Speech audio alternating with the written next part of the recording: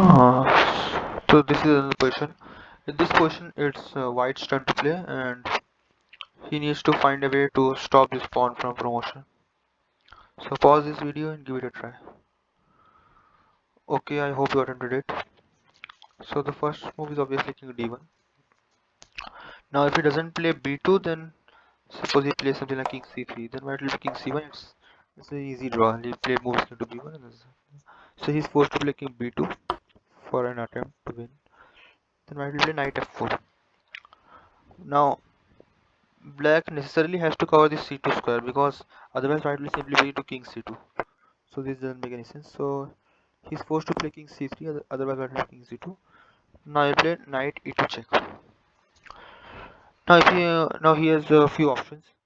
He needs to keep covering the c2 square. So if he goes to king d3, then knight f4 simply repeats the same position. If he goes to anywhere else like c4 or b4, then I'll play king c2. So he can play king b3. Now, now it's an important moment. Now I have two options. Either I can give a check from c1 or I can give a check from d4. But if I give a check from d4, that will be a problem because he'll play king a2, and now there's no way to stop the pawn. So this a2 is a crucial square. I cannot let the king escape to a2. So I need to move my knight to c1. Now he cannot move his king to a2. The problem with the a2 square was like a3 is not a problem for me.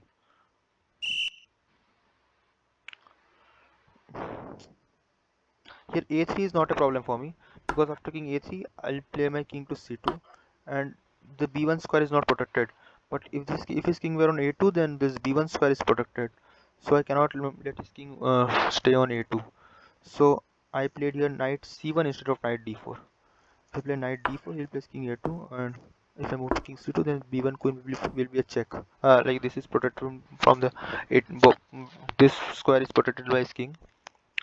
But in the case of knight c1, he is forced to move his king to a3. Or if he moves to c3, then we simply repeat the position. If he moves to a3, then king c2, and it's a draw.